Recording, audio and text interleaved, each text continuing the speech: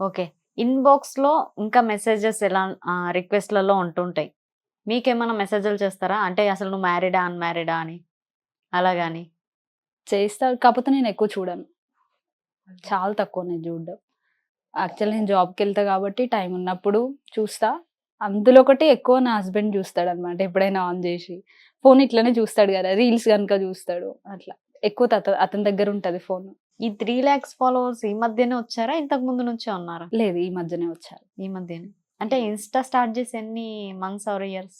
1 year అవుతుంది. 1 year అవుతుంది.